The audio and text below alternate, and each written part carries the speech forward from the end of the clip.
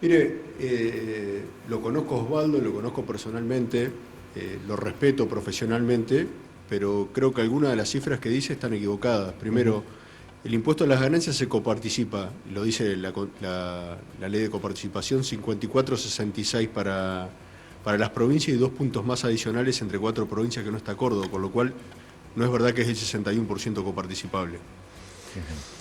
En segundo lugar, lo que nosotros planteamos es, con todas las provincias, así cuando nosotros hemos tomado decisiones para que aumente la recaudación en ganancias, por ejemplo, el anticipo extraordinario para altas rentas de determinadas empresas, etcétera, y logramos una recaudación adicional de 500.000 millones de pesos en un año, las provincias lo recibieron a todo y no conozco ninguna provincia que nos haya llamado para devolver esa recaudación que no tenían prevista.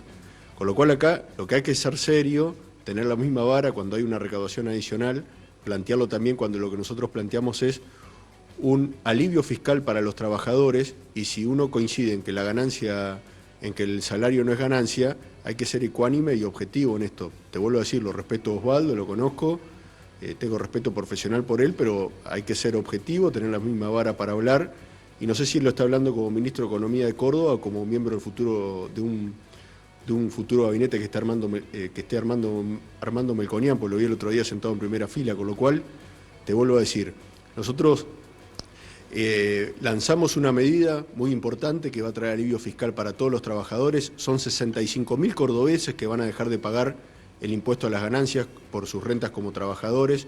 Y lo que planteamos es un esquema no de parches, planteamos un nuevo esquema, eliminamos la cuarta categoría para trabajadores y jubilados y armamos un nuevo esquema cedular dentro del impuesto a las ganancias que está denominado mayores ingresos, que va a tener un esquema muy progresivo y con un concepto básico que la verdad Massa lo viene sosteniendo hace mucho tiempo, desde la campaña del 2013 que él inició, incluso en el 2015 cuando lo acompañaba de la Sota como candidato a vicepresidente en su fórmula, que es que el salario no es ganancia. Ese es el planteo que tenemos, ese es el planteo que hemos coincidido. Obviamente estamos enviando hoy el proyecto de ley, llegará hoy antes de las 0 horas o mañana antes del mediodía. Lo discutirán los diputados, los senadores en el ámbito del Congreso donde corresponde discutir esta medida, pero esta es nuestra propuesta.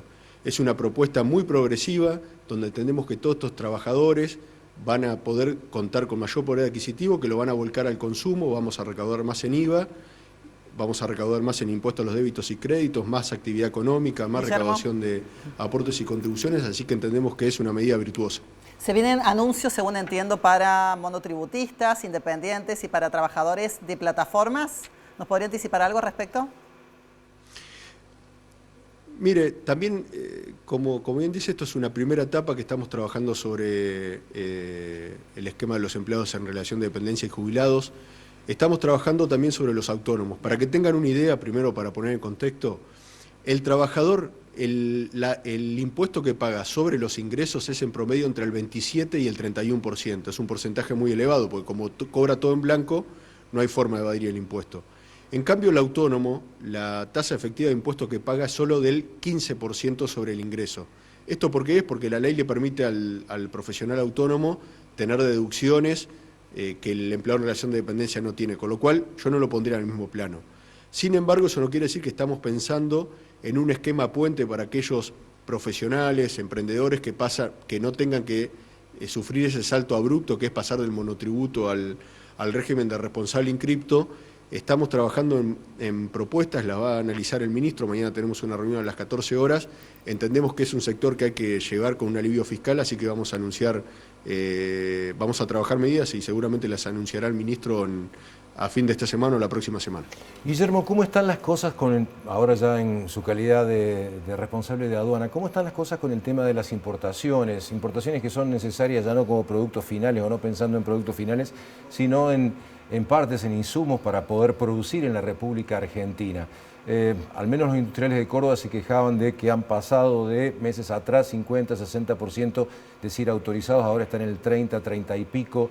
El dólar se ha estabilizado un poco, la semana pasada el Central volvió a comprar una buena cantidad. Digo, ¿empiezan a aparecer reservas como para pensar en que crezca el número de CIRAs, de autorizaciones?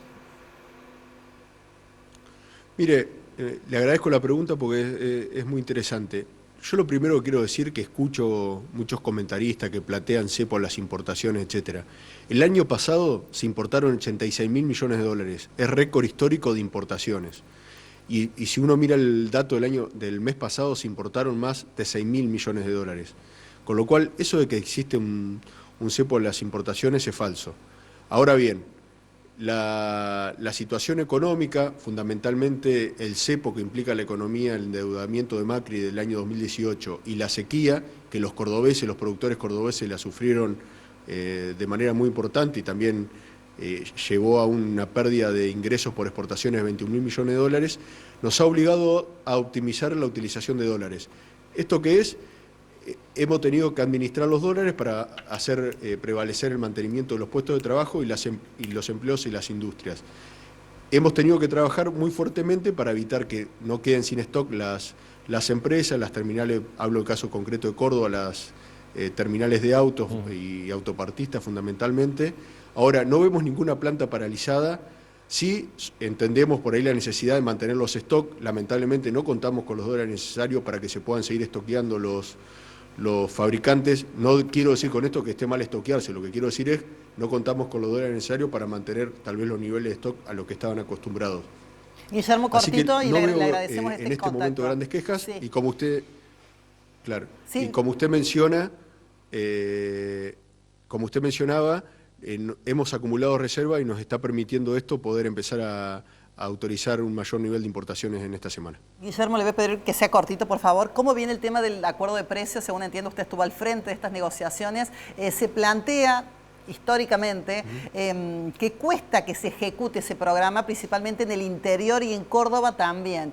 ¿Cuál es su mirada en este contexto inflacionario, guardando un par de días, ¿no?, para la medición del INDEC?